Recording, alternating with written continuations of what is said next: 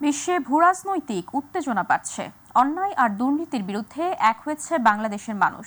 Boao forum for Asia BFA সম্মেলনের উদ্বোধনীতে দেয়া বক্তব্যে এই কথা বলেছেন প্রধান উপদেষ্টা ডক্টর মোহাম্মদ ইউনূস। তিনি আরও বলেন, রোহিঙ্গাদের সম্মানজনক প্রত্যাবাসনে এশিয়ার দেশগুলোকে ঐক্যবদ্ধভাবে কাজ করতে হবে। আতিকুর রহমান, তিতাসের রিপোর্ট। চীন সফরে গিয়ে প্রথম দিন থেকেই ব্যস্ত সময় পার করছেন বাংলাদেশের অন্তর্বর্তী সরকারের প্রধান উপদেষ্টা ডক্টর মোহাম্মদ ইউনূস। বৃহস্পতিবার স্থানীয় সময় সকালে বোয়াও ফোরাম ফর এশিয়ার বার্ষিক সম্মেলনের উদ্বোধনী প্ল্যানারি সেশনে বক্তব্য দেন ডক্টর ইউনূস। তিনি বলেন, ভূরাজনৈতিক উত্তেজনা বাড়ছে, তাই এশিয়ার দেশগুলোকে ঐক্যবদ্ধ হবার আহ্বান জানান তিনি। In this changing world, the destinies of Asian countries are intertwined. We must chart a clear roadmap for a shared future and a shared prosperity. পৃথিবীর জীববৈচিত্র্য হুমকির মুখে উল্লেখ করে জলবায়ু পরিবর্তনের বিরূপ প্রভাব মোকাবেলায় বাংলাদেশ অনুদান ভিত্তিক অর্থায়ন চায় বলেও জানান প্রধান উপদেষ্টা। Climate change and natural disasters are exacerbating this crisis. We need new, additional, accessible, non-ODA, non-debt creating grant-based climate finance with an equitable distribution between adaptation and mitigation. রোহিঙ্গাদের নিজ দেশে সম্মানজনক প্রত্যাবাসনে এশিয়ার দেশগুলোকে ঐক্যবদ্ধভাবে কাজ করার আহ্বান জানান doctor Mohammad Yunus. Asian leaders must come together to ensure their safe and dignified repatriation to their home country, Myanmar. এর আগে চীনের স্টেট কাউন্সিলের এক্সিকিউটিভ ভাইস প্রিমিয়ার দিং জুজিয়াং এর সঙ্গে বৈঠক করেন প্রধান উপদেষ্টা। পরে চীন এক্সিম ব্যাংকের চেয়ারম্যান চেন হুয়াওই প্রধান উপদেষ্টার সঙ্গে সাক্ষাৎ করেন। আতিকুর রহমান, তিতাস, মাইটিভি। স্বাধীনতা দিবস উপলক্ষে বাংলাদেশের অন্তর্বর্তী সরকারের প্রধান উপদেষ্টা অধ্যাপক ডক্টর মোহাম্মদ ইউনূস এবং বাংলাদেশের জনগণকে শুভেচ্ছা জানিয়েছেন মার্কিন প্রেসিডেন্ট ডোনাল্ড ট্রাম্প। এক শুভেচ্ছা বার্তায় প্রেসিডেন্ট ট্রাম্প এই শুভেচ্ছা জানান। বলেন, পরিবর্তিত এই সময় বাংলাদেশের জনগণের জন্য গণতন্ত্র, অর্থনৈতিক অগ্রগতি এবং নিরাপত্তা বৃদ্ধির সক্ষমতা তৈরির সুযোগ এনে দিয়েছে। আগামী বছরগুলোতে যুক্তরাষ্ট্র বাংলাদেশের সঙ্গে অংশীদারিত্ব অব্যাহত রাখতে উন্মুখ বলেও চিঠিতে উল্লেখ করেন তিনি। দ্বিপাক্ষিক সম্পর্ক এগিয়ে নেওয়ার বিষয়ে প্রেসিডেন্ট ট্রাম্প বলেন, তিনি আত্মবিশ্বাসী যে দুদেশের সম্পর্ক জোরদার করার সঙ্গে সঙ্গে দ্বিপাক্ষিক অর্থনৈতিক উন্নয়নকে এগিয়ে নেওয়া যাবে এবং ইন্দো প্রশান্ত মহাসাগরীয় অঞ্চলে আঞ্চলিক নিরাপত্তা উন্নয়নে একসঙ্গে কাজ করা সম্ভব হবে। ঈদ উল ফিতর উপলক্ষে ঘরমুখো মানুষ স্বাচ্ছন্দ্যে ঢাকা ছাড়ছে। সরকারের নানামুখী উদ্যোগের কারণে এবারের ঈদ যাত্রায় মানুষের ভোগান্তি অনেক কমে এসেছে। যথাসময়ে ছাড়ছে ট্রেন, সড়ক পথেও নেই বাড়তি ভাড়া আদায়ের অভিযোগ। ঈদ যাত্রাকে নির্বিঘ্ন ও নিরাপদ করতে সার্বক্ষণিক কাজ করে যাচ্ছেন আইন শৃঙ্খলা বাহিনী। শিমুল খানের রিপোর্ট। বৃহস্পতিবার ঈদযাত্রার চতুর্থ দিনে ভোগান্তিবিহীন যাত্রা শুরু করেছে নারীর টানে বাড়ি ফেরা মানুষ। সায়দাবাদ বাস টার্মিনালে সড়ক পথে বিভিন্ন গন্তব্যের যাত্রীরা বলছেন, অতীতের মতো অতিরিক্ত ভাড়া আদায়ের কোনো প্রবণতা নেই। গতবার তো অনেক বেশি নিয়েছে, আর 900 করে নিয়েছে, এখন কত সেটা বলতে পারি না। অনেকদিন পর ভাই, 1 বছর পর বাড়ি যেতে অনেক ভালো লাগতেছে। ঈদের যাত্রার উপলক্ষে প্রচুর পরিমাণে গাড়ি বা কোনো সংকট নেই। টিকিটের দামও নিচে আছে 650 টাকা করে, গাড়ি পাইতে কোনো সমস্যা হয়নি। সর্বোচ্চ যাত্রী সেবা দেওয়ার চেষ্টা করছেন বলে জানালেন কাউন্টার সংশ্লিষ্টরা। পুনরায় যে ভাড়াগুলো ছিল 650 করে সরকারি রেট, আমরা ওই রেট ভাড়া টিকিট বিক্রি করছি। এদিকে ট্রেন যাত্রায় কমলাপুর রেলওয়ে স্টেশনে ঘরমুখো মানুষের চাপ দেখা গেছে। ভিড় বেড়েছে যাত্রীদের, তবে যথাসময়ে স্টেশন ছেড়ে যাচ্ছে ট্রেনগুলো, তাই ভোগান্তি নেই।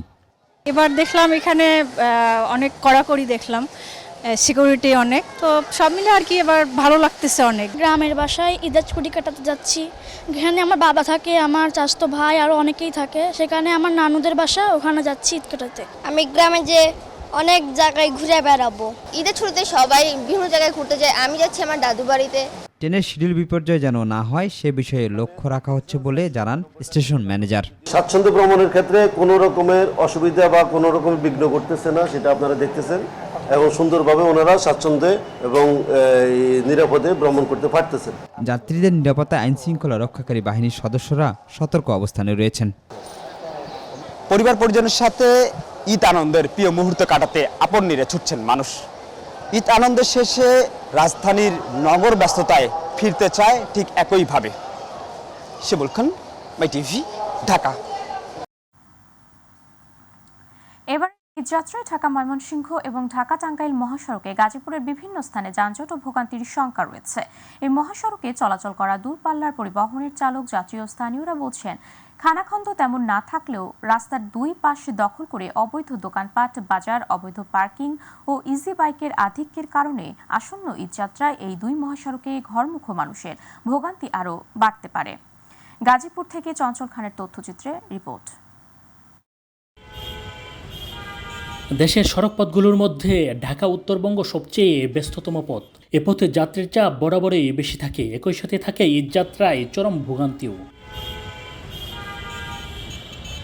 ঢাকা ময়মনসিংহ ও ঢাকা টাঙ্গাইল এই দুই মহাসড়কের গাজীপুরের বিভিন্ন পয়েন্টে এবারেও ঈদযাত্রায় যানজটের শঙ্কা রয়েছে। চরম ভোগান্তি পোহাতে হতে পারে ঘরমুখো মানুষদের। অসম্পূর্ণ বিআরটি লেন, নিয়ন্ত্রণহীন ইজি বাইক, গার্মেন্টস শ্রমিকদের অসন্তোষ, আইনশৃঙ্খলার বিপর্যয় নিয়ে ঈদযাত্রায় শঙ্কা প্রকাশ করেছেন পরিবহনের চালক, যাত্রী ও স্থানীয়রা। ঈদ আসলে আরো প্রচুর জাম হবে। এখন যে জাম আমি দেখতেছি গাজীপুরে আমার অনেক কষ্ট হতে আসছে। জাম জট তো আছেই ভাই, কোয়া লাগবে না, জাম জট তো আছেই। মেন স্টপেজ যেগুলো আছে গাজীপুরা, বুটবাজার, বড়বাড়ি বা বিভিন্ন স্টপেজগুলো, ওগুলাতে অটো জ্যাম লাগে সবসময়। যানজট কম এই অটোর কারণে বাসের অসুবিধা, প্রাইভেট কারের অসুবিধা, আমাদের মোটরসাইকেলের অসুবিধা। মহাসড়কের উন্নয়ন কাজ অব্যবস্থাপনার ভোগান্তির কারণ হলেও টানা 9 দিনের লম্বা ছুটি থাকায় ঘরমুখো মানুষের যাত্রা স্বস্তির হওয়ার প্রত্যাশা অনেকের। তবে ঈদযাত্রা নির্বিঘ্ন করতে কিছু উদ্যোগ নেওয়া হয়েছে বলে জানালেন বিআরটির কর্মকর্তা। এই রাস্তাগুলোর কারণে যানজট স্লো হয়, কিছু টুকিটাকি কাজ করার ব্যবস্থা আছে। সড়ক জনপথ অধিদপ্তর, গাজীপুর সিটি কর্পোরেশন তারা এই কাজগুলো করে দিবে বলেছে। এই কাজগুলো করার কারণে আমরা চিন্তা করবো যে যেই স্পিডে গাড়িগুলো যাওয়ার কথা, স্পিডটা কমবে না, গাড়িগুলো স্মুথলি যাবে, যানজটের সৃষ্টি হবে। ঈদযাত্রায় মহাসড়ককে 4টি সেক্টরে ভাগ করে কাজ করবে পুলিশ। তবে ঢাকা টাঙ্গাইলের ঢাকা ময়মনসিংহ মহাসড়কে স্বাচ্ছন্দ্যে যানবাহন চলাচলে বাধা হতে পারে বন্ধ ফুটওভার ব্রিজগুলো। এখন এই রাস্তাটা যখন পারাপার হয়, একটা রাস্তা একটা মানুষ পারাপার হয়, তখন একটা গাড়ি ব্রেক করে, একটা গাড়ি যখন ব্রেক করে তার কিউমুলেটিভ ইফেক্ট কিন্তু পিছনে গাড়ির উপর পড়ে যায়। এখন রাস্তাগুলো আস্তে আস্তে মানুষ রাস্তার মধ্যে গাড়িগুলো যানজট তৈরি হয়ে যায়। যাত্রার পুরো পথেই নিরাপত্তা ও সুষ্ঠু ব্যবস্থাপনার দাবি ঘরমুখো মানুষের। এবারের ঈদযাত্রায় যত্রতত্র গাড়ি পার্কিং, বিআরটি প্রকল্পের অসমাপ্ত কাজ, গার্মেন্টস ফ্যাক্টরির আন্দোলন এবং অস্থায়ী বাজার অনেকটাই ভোগাতে পারে এবার ঈদযাত্রায় ঘরমুখো মানুষের। তবে সংশ্লিষ্টরা মনে করছেন দীর্ঘমেয়াদী ঈদের ছুটি হওয়ায় অনেকটাই ভোগান্তি কম হবে। চঞ্চল খান, মাই টিভি, গাজীপুর। আসন্ন ঈদ উল ফিতর উপলক্ষে যাত্রীদের ঈদযাত্রা নির্বিঘ্ন করতে 3 স্তরের নিরাপত্তা ব্যবস্থা নিশ্চিত করা হয়েছে বলে জানিয়েছেন র্যাব 4-এর CO lieutenant colonel Mohammad Mahbub Alam. রাজধানীর গাবতলীর র্যাব কন্ট্রোল রুম থেকে সংবাদ সম্মেলনে এসব কথা বলেন তিনি বলেন, প্রথম স্তরে 24টি টহল কার্যক্রম পরিচালনা করা হবে। দ্বিতীয় স্তরে ছিনতাইকারী ও মলম পার্টি থেকে রক্ষা করতে সাদা পোশাকে র্যাবের সদস্যরা কর্মরত আছেন। তৃতীয় স্তরে মোবাইল স্ট্রাইকিং কোচ রয়েছে, যাতে তাৎক্ষণিকভাবে ব্যবস্থা নেওয়া যায়।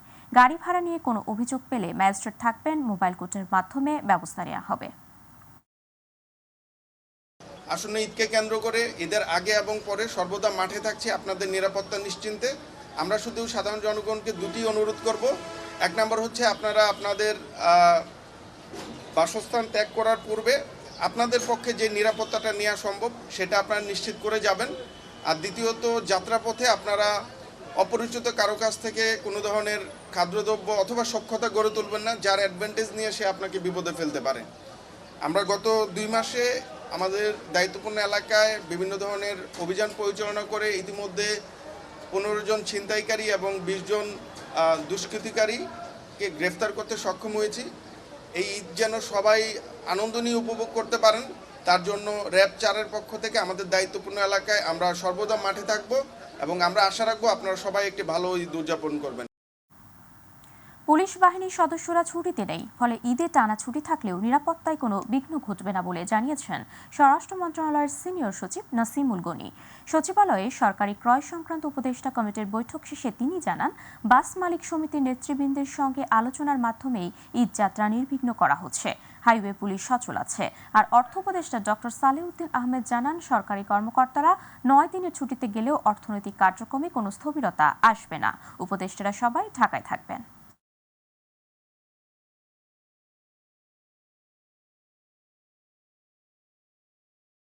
আমরা এটুকু বলতে পারি যে আমাদের পুলিশ বাহিনী এবং আইন শৃঙ্খলা বাহিনী ছুটিতে নেই, তারা অ্যালার্ট থাকবে সমস্ত কাজের জন্য। এবং যারা দেশে একটা বিপুল সংখ্যক মানুষ ঢাকার থেকে দেশের বাইরে চলে যাবেন, তাদের যাত্রাটা ফ্যাসিলিটেট করার জন্য আমরা সর্বাত্মক চেষ্টা করছি এবং সেখানে স্থানীয় যে বাস মালিক সমিতি, পরিবহন সমিতি, তাদের সাথে সহযোগিতা নিয়ে আমরা যে এই সমস্ত টার্মিনালগুলো দিয়ে যাবেন তারা, সেগুলোরও নিরাপত্তা দেওয়ার চেষ্টা করছি এবং ইনশাল্লাহ আমরা আশা করি যে আনটুয়ার্ড কিছু হবে না। এবং আইন শৃঙ্খলা বাহিনী অনেক সতর্কতার মধ্যে থাকবেন এই সময়টায়। আমরা আশা করি যে আল্লাহ নিশ্চয়ই আমাদের দেশকে যত রকম বিপদ থেকে রক্ষা করেছেন, এবারও তার রহমতের চাদরে আমাদেরকে সবাইকে ঢেকে রাখবেন এবং ইনশাআল্লাহ আমরা নিরাপদ থাকবো। আমি সব কিছু আমরা বিশেষ পরিকরে ইভেন উপদেষ্টা মন্ত্রীর সদস্য বেশিরভাগ আমরা ঢাকা থাকবো, তার কথা হয়েছে। দরকার হলে সেই বন্ধের মধ্যে আমরা 10 কিলো মিটিং করবো, সো এটা আটকে থাকবে, এটা আমাদের মধ্যে কথা হয়েছে। বেশিরভাগ আমরা সবাই ঢাকা থাকবো 2 একদিন ছাড়া। আচ্ছা, আর সচিব যদি বাইরে যায়ও, দেশে থাকলে তো অসুবিধা নেই, বিদেশে গেলে আমরা জুমের মাধ্যমে ইচ্ছে করি, সেটা আমি ওয়ার্ল্ড ব্যাংকে থাকতে হলো অনেকগুলো মিটিং করেছি, সেগুলো অসুবিধা হবে। দরজায় কড়া নাড়ছে ঈদ, তাই তো পবিত্র রমজানের মাঝামাঝি যখন অতিক্রান্ত, তখন প্রতি বছরের মতো এবারও রাজধানী সহ সারা দেশে জমে উঠেছে ঈদের বাজার ও কেনাকাটা। তবে নির্ধারিত মূল্যের কারণে ঈদের পোশাক কেনা নিয়ে চরম অসন্তোষ রয়েছে ক্রেতাদের মাঝে। তারা বলছেন, সামর্থ্যের মধ্যে সব পণ্য থাকলে নিম্নবিত্ত, মধ্যবিত্ত কিংবা উচ্চবিত্তরাও ঈদের আনন্দ উপভোগ করতে পারবে। বিস্তারিত আবু সাইদ অপুর রিপোর্টে। এখন তো দেখা গেছে ঈদের সময়, তো যেখানে যাই সেখানে ফিক্সড প্রাইস। তারপর দেখা গেছে যে মধ্যবিত্তদের জন্য তো এটা পসিবল হয়ে ওঠে না। ঈদ মানে খুশি, ঈদ মানে আনন্দ, তবেই আনন্দের মাত্রা বাড়িয়ে দেয় নতুন পোশাক আর সাজসজ্জা। তাই তো প্রতি বছর রোজার পরেই ঈদ উল ফিতরের অপেক্ষায় মুখিয়ে থাকেন সব ধর্মপ্রাণ মুসল্লিরা। তবে এবার তার ব্যতিক্রম নয়। শেষ মুহূর্তে জমে উঠেছে রাজধানী সহ সারা দেশের ঈদের মার্কেট। শপিং মল থেকে শুরু করে অভিজাত এলাকার মার্কেট, এমনকি ফুটপাতেও বেশ জমজমাট ঈদের বাজার। তবে ঈদের নতুন পোশাক সহ নারীদের ব্যবহৃত প্রয়োজনীয় উপকরণের বাড়তি দাম নেয়ার অভিযোগে রাজধানীর বেশ কয়েকটি নামিদামি মার্কেটে অভিযান চালায় ভোক্তা সংরক্ষণ অধিদপ্তর। মিলেও যায় এর সত্যতা। কাপড়ের মান যেমন তেমন হলেও নির্ধারিত দামের চেয়ে মন গড়া দামে বিক্রি করা হচ্ছে কাপড়, স্বর্ণালংকার থেকে শুরু করে সব ধরনের পণ্য। তবে এবছর বিদেশ থেকে তেমন কোনো পোশাক আমদানি না হলেও রাজধানীর মার্কেটগুলোতে made in India, made in Pakistan সহ বিভিন্ন দেশের স্টিকার ও ট্যাগে ফিক্সড প্রাইজে বিক্রি হচ্ছে তৈরি পোশাক। কোনটি ভারতীয় সেরা ব্র্যান্ড, আবার কোনটি পাকিস্তানি। কিন্তু ভোক্তার অভিযানে বেরিয়ে এসেছে স্টিকার বাণিজ্যের থলের বিড়াল। জামা কাপড়ের বা প্যান্ট শার্টের অনেক প্রচুর দাম, তখন আমার বাধ্য বঙ্গবাজারে চলে যেতে হয়। আমরা যখন নিম্ন মধ্যবিত্তরা আসি বাজারে, মার্কেটে, তখন মনে করেন হিমশিম খাইতে হয়। ফিক্সড প্রাইসের কারণে দেখা যায় যে আমাদের যে জিনিসটা আমাদের পছন্দের সেই জিনিসটা আমরা কিনতে পারি না। সবারই উচিত যে এরকম পোশাক রাখা যে নিম্নবিত্তরা কিনতে পারবে এবং উচ্চবিত্তরা কিনতে পারবে।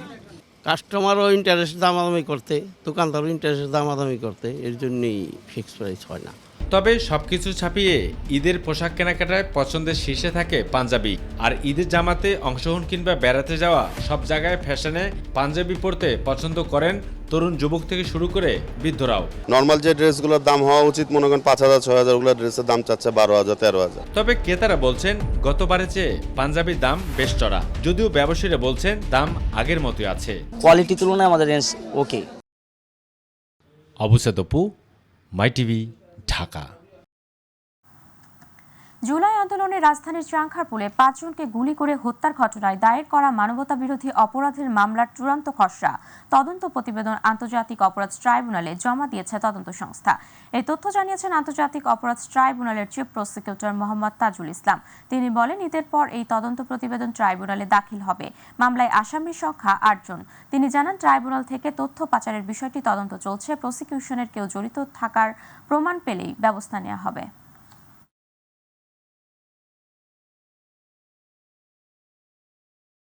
কিন্তু ইনফ্যাক্ট এই মামলার তদন্ত রিপোর্টের খসড়াটা অলরেডি চলে এসেছে আমাদের হাতে, হয়তো কয়েকদিন সময় লাগবে মাত্র। আদালত যদিও 28 এপ্রিল পর্যন্ত সময় দিয়েছেন, কিন্তু এটা আসলে তদন্ত প্রস্তুত হয়ে গেছে, রিপোর্ট প্রস্তুত হয়ে গেছে। ঈদের পরপরই এটা দাখিল করা হবে আনুষ্ঠানিকভাবে। অনানুষ্ঠানিকভাবে আমাদের হাতে এটা চলে এসেছে, সে কারণে 28 এপ্রিল পর্যন্ত সময় দিয়েছেন এবং আমরা আশা করছি এই মামলাটার ফর্মাল চার্জ দাখিলের মধ্য দিয়েই হয়তো আনুষ্ঠানিক বিচারের কাজটা শুরু করা যাবে। এটা আনুষ্ঠানিকভাবে প্রাপ্তির পরে এটা আপনাদেরকে আমরা জানাবো। একই সাথে আজকে আপনাদেরকে আমরা জানাতে চাই যে চানখারপুল সংক্রান্ত যে আলাদা একটা মিসকেস ছিল, সেটিরও তদন্ত রিপোর্ট খসড়াটা আমাদের হাতে চলে এসেছে। এটারও ফিনিশিং যে টাচ সেটা দেওয়ার চেষ্টা করা হচ্ছে। ঈদের পরপরই সেটাও চলে আসবে আমাদের হাতে, আসলে সেটারও ফর্মাল চার্জ দাখিলের প্রক্রিয়াটা শুরু হয়ে যাবে। অবৈধ ও জ্ঞাত আয় বহির্ভূত সম্পদ অর্জনের অভিযোগে দুদকের করা মামলায় আলোচিত ঠিকাদার জিকে শামীমের 5.5 বছরের কারাদণ্ড দিয়েছেন আদালত। একই মামলায় তার মা আয়েশা আক্তারকে খালাস দিয়েছেন বিচারক। ঢাকার বিশেষ জজ আদালত 4-এর বিচারক মোহাম্মদ রবিউল আলম এই রায় দেয়। 2019 সালের 21 অক্টোবর জিকে শামীম ও তার মার বিরুদ্ধে 297,8,99,000 টাকার অবৈধ সম্পদ অর্জনের অভিযোগে দুদকের সমন্বিত জেলা কার্যালয় 1-এর সংস্থাটির উপপরিচালক মোহাম্মদ সালাউদ্দিন বাদী হয়ে মামলাটি দায়ের করেন। 2021 সালের 17 জানুয়ারি মামলার তদন্ত কর্মকর্তা উপপরিচালক মোহাম্মদ সালাউদ্দিন আদালতে অভিযোগপত্র জমা দেন। 2022 সালের 18 অক্টোবর তাদের বিরুদ্ধে চার্জ গঠন করে বিচার শুরুর আদেশ দেন আদালত।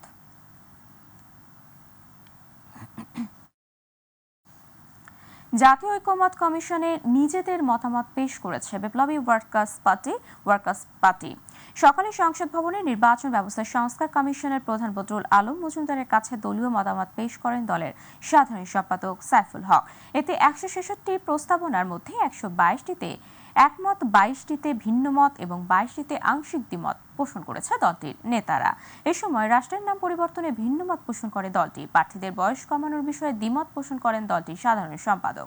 এ সময় সাইফুল হক বলেন, সব রাজনৈতিক দল যেসব বিষয়ে মতামত হবে তার ভিত্তিতে আগানো উচিত, তবে একটি অবাধ, নিরপেক্ষ ও সুষ্ঠু নির্বাচন হওয়া সম্ভব। এ সময় কালো টাকা ও পেশি শক্তি রোধে ঐক্যমত কমিশনকে সুপারিশ করেন দলের নেতারা। রাষ্ট্র, সরকার, সংবিধান, প্রশাসন থেকে শুরু করে সমাজের বিভিন্ন স্তরে কোথায় কী পরিবর্তন আমরা করতে চাই, সুতরাং তাদের কাজটা কিছুটা সহজ হয়েছে। আমি মনে করি তারা প্রজ্ঞা, দূরদর্শিতার পরিচয় দিয়ে গণতান্ত্রিক, মানবিক, একটা দায়বদ্ধ, জবাবদিহিমূলক রাষ্ট্র, সরকার, সংবিধান আমাদের পক্ষে করা সম্ভব। দলগুলো যেহেতু অনেকগুলো ব্যাপারে আমাদের ঐক্যমত আছে, সুতরাং তার ভিত্তিতে আমরা সামনে এগোই। যেগুলো একমত হতে পারবো না সেগুলো আলোচনার মধ্যে থাকবে। ভবিষ্যৎ রাজনৈতিক দল, বিরোধী দলকে সরকারে এগুলো আলাপ আলোচনা করে বাকি প্রশ্নগুলোকে আগামীতে নিশ্চয়ই আমরা মীমাংসা করতে পারি। এবারে মাই টিভি বিশেষ।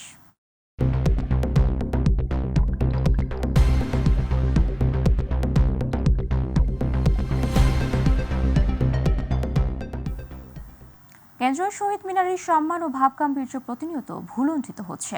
হাইকোর্টের নির্দেশকে অমান্য করে শহীদ মিনারের বেদি ও আঙ্গিনা পরিণত হয়েছে বিবেক বর্জিত এক শ্রেণীর মানুষের আড্ডাস্থলে। এই অবস্থার স্থায়ী সমাধানে প্রয়োজনীয় নিরাপত্তা ও শহীদ মিনার এলাকায় সার্বক্ষণিক নজরদারি বাড়ানো প্রয়োজন বলে মনে করছেন ঢাকা বিশ্ববিদ্যালয়ের উপাচার্য নিয়াজ আহমেদ খান।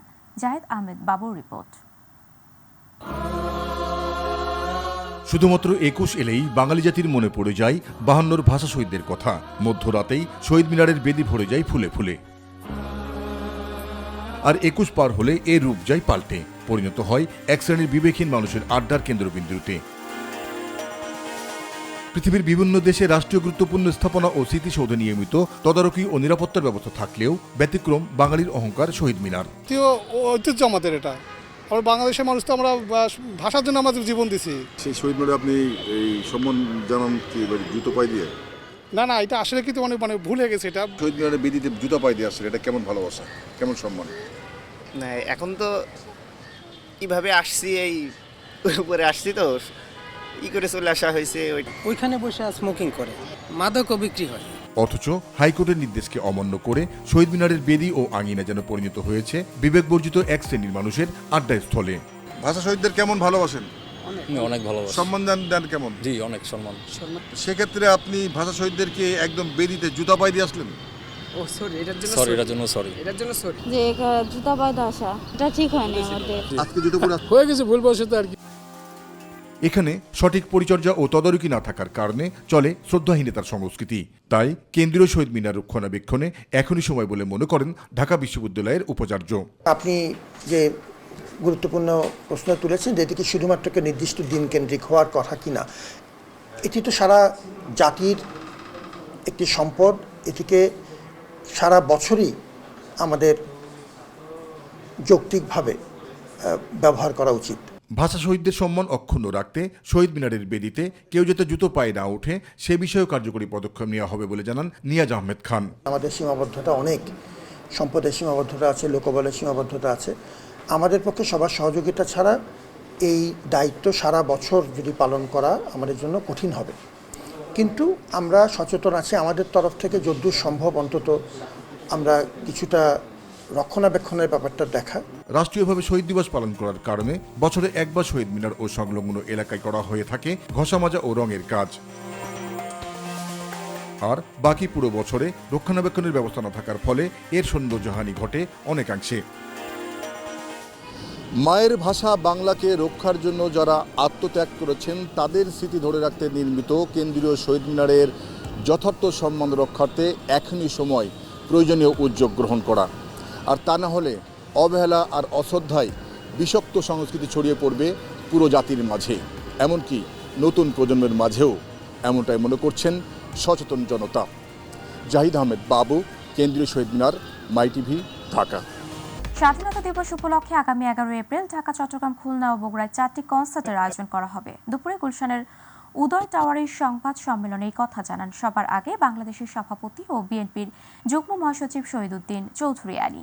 তিনি বলেন, বিদেশি সংস্কৃতির আগ্রাসন থেকে রক্ষা করতে ও কনসার্টের আয়োজন করা হয়েছে।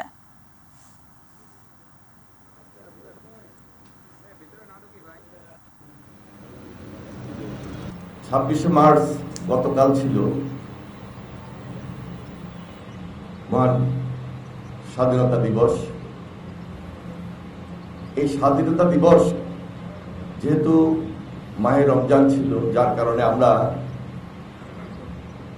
যে প্রোগ্রামটি সবার আগে বাংলাদেশ থেকে হাতে নিয়েছি সেটি আমরা ঈদের পর 11 এপ্রিল স্বাধীনতা কনসার্ট নামে একসঙ্গে 4টা ভেন্যুতে, ঢাকার মানিক মিয়া avenue, Chittagong M A Aziz stadium, বগুড়ায় আমরা 2টা ভেন্যু এখন পর্যন্ত চিন্তা করেছি। একটা হলো আলতাফুন্নেসা খেলার মাঠ, আর একটা হলো আজিজুল্লাহ কলেজ। আমরা হয়তো আজকেই সিদ্ধান্ত নিব কোন ভেন্যুতে সে প্রোগ্রামটি করলে সুবিধা হয়। রাজধানীতে র্যাব পরিচয় দুর্ধর্ষ ডাকাতির ঘটনায় ডাকাতির কাজে ব্যবহৃত সরঞ্জাম ও নগদ টাকা সহ সংঘবদ্ধ ডাকাত দলের 6 সক্রিয় সদস্যকে গ্রেপ্তার করেছে ধানমন্ডি থানা পুলিশ।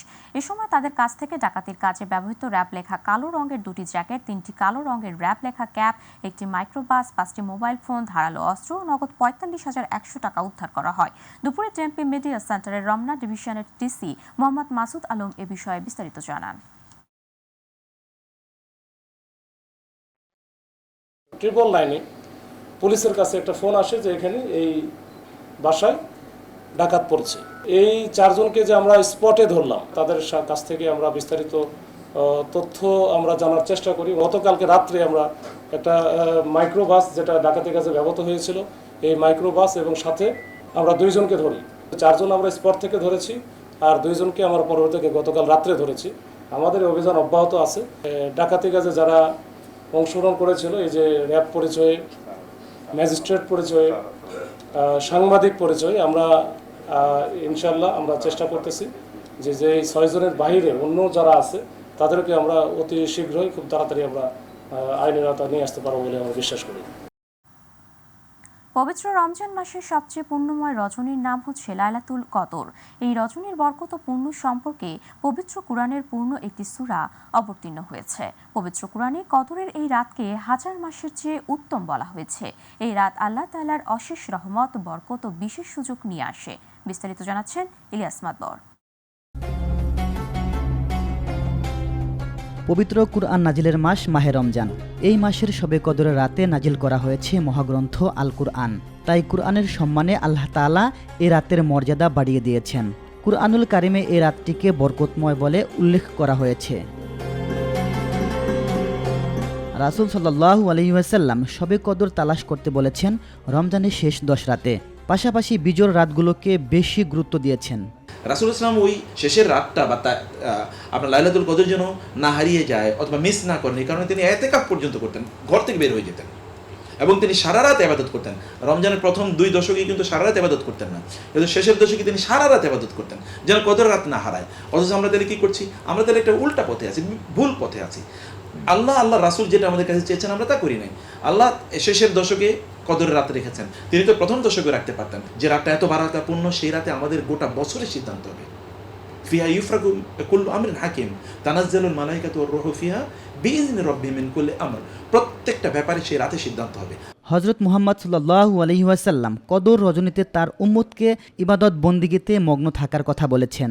লাইলাতুল কদরি খায়রুম মিন আলফি শাহর, যে আপনার উম্মতকে আমি 1000 বছর হায়াত দেইনি, কিন্তু যে লাইলাতুল কদর দিয়েছি এই এক রজনীতে ইবাদত করলে আল্লাহ তাআলা 1000 মাস মানে 83 বছর 4 মাস ইবাদত করার চাইতেও বেশি সওয়াব দান করবেন। উম্মতে মুহাম্মাদের জন্য একটা বিশেষ ফ্যাসিলিটির নাম হলো লাইলাতুল কদর। এতে আল্লাহ পাকের কোরআন নাজিল হওয়ার ফয়সালা হয়েছে এবং কোরআন নাজিল হয়েছে। রাসূল আকরাম সাল্লাল্লাহু আলাইহি ওয়াসাল্লাম কদর রজনীতে বিশেষ করে উম্মতকে এই ইবাদত বন্দেগীর মধ্যে রত থাকার কথা বলেছেন। মহামানিত্য ও পরম সৌভাগ্যের এই রাত্রিতে ইবাদত বন্দিগিতে ডুবে থাকার মাধ্যমে আল্লাহর সন্তুষ্টি লাভ করতে চান প্রতিটি ধর্মপ্রাণ মুসলমান। ইলিয়াস মাদবর, মাই টিভি, ঢাকা। কয়েক দফায় সময় পার হলেও সুনামগঞ্জের বাঁধের কাজ সঠিকভাবে সম্পূর্ণ না হওয়ায় এখনো অরক্ষিত বেশ কিছু হাওরের বড় ফসল। কাগজে কলমে কাজ প্রায় শেষ এমন দাবি পানি উন্নয়ন বোর্ডের। তবে বাস্তবতা ভিন্ন। নিয়ম অনুযায়ী বাঁধের কাজ না হওয়ায় বৃষ্টিপাত শুরু হলেই আগাম বন্যা ও পাহাড়ি ঢলে ফসল হানির শঙ্কায় দুশ্চিন্তায় রয়েছেন হাওর পাড়ের কৃষকরা। প্রতিনিধি আবু হানিফের রিপোর্ট জানাচ্ছেন ইলিয়াস কমল। প্রতি বছরের মতো চলতি বছরেও সুনামগঞ্জের 53টি হাওরে 588 কিলোমিটার ফসল রক্ষা বাঁধ নির্মাণ হচ্ছে। দ্বিতীয় দফায় বেঁধে দেওয়া সময় পেরিয়ে গেলেও বাঁধের কাজ শেষ না হওয়ায় শঙ্কিত হাওর পাড়ের কৃষকরা। যতটুকু কাজ শেষ হয়েছে তাতেও রয়েছে নানা অনিয়ম, দুর্নীতি ও অব্যবস্থাপনার অভিযোগ। পাহাড়ি নদীর নিকটবর্তী হওয়ায় এসব বাঁধগুলো টেকসই হওয়ার কথা থাকলেও বালি মাটি দিয়ে সম্পন্নের অভিযোগ উঠেছে 35, 36, 42 ও 43 নং পিআইসি সহ বেশ কিছু বাঁধের কাজ। ফলে সামান্য বৃষ্টি হলেই বাঁধ ধসে পড়ার আশঙ্কা করছেন কৃষকরা। এই রাস্তা আমরা গত বছর যে সময় ভাঙ্গা যায় এদিকে দিয়ে আপনারা দেখেন বাসটার আর দিয়ে আমরা কোনো রকমের রক্ষা করছি। রাস্তা আনছে কথা সত্য, কিন্তু যারা রাস্তা দিছে এরার কিন্তু 1% জায়গা ওইখানে নাই। রাস্তার কাজ আপনার যতটুকু ইঞ্জিনিয়ারের মাধ্যমে খুঁটি দিয়ে গেছে এই পর্যন্ত এটা স্লুপের, কিন্তু বর্তমানে স্লুপও নাই, রাস্তার হাইটও নাই। একটা বৃষ্টি দেওয়ার সাথে সাথে সম্পূর্ণ রাস্তা গলে দেব। তারা কই থেকে জানি আইসে এটা তারা একটা প্রজেক্ট পাইছে। আমরা প্রথম শুনছি যে সফর আলী মিয়াকে সভাপতি করা হয়েছে, এখন শুনি সভাপতি বাড়া নাই। মানে বদলে এবার কারে সভাপতি বানাইছে, তারা কারেতে কমিটি করছে তারাই জানে একমাত্র। একটা বস্তা নাই ভোট যখন যে বস্তা দিবার কথা 5-3 বস্তা আইছে, একটা বস্তা দিয়েছে না। দোয়ারাবাজার উপজেলায় ফসল রক্ষা বাঁধের কাজ পরিদর্শনকালে বালি দিয়ে বাঁধ নির্মাণের সত্যতা পেয়েছে পানি উন্নয়ন বোর্ড। আমরা কিছু কিছু পিআইসিতে বালু দ্বারা বাঁধ নির্মাণ করছে, এটা পরিদর্শনকালে দেখতে পাই। আমরা তৎক্ষণাৎ সংশ্লিষ্ট কর্মকর্তা সহ ইউএনওকে এবং অন্যান্য সংশ্লিষ্ট পিআইসি সদস্যগণকে মৌখিকভাবে এবং লিখিতভাবে অবহিত করি। তারা দ্রুততম সময়ের মধ্যে উক্ত বালু অপসারণ করে স্পেসিফিকেশন মোতাবেক মাটি দিয়ে বাঁধটি নির্মাণ সংশোধন করবে মর্মে জানিয়েছেন। ফসল রক্ষা বাঁধ নির্মাণের নামে সরকারি টাকা হরিলুট বন্ধে কৃষকের স্বার্থে সুষ্ঠুভাবে বাঁধ নির্মাণে সংশ্লিষ্টদের আরো কঠোর নজরদারির দাবি ভুক্তভোগী কৃষকদের। ইলিয়াস কমল, মাই টিভি।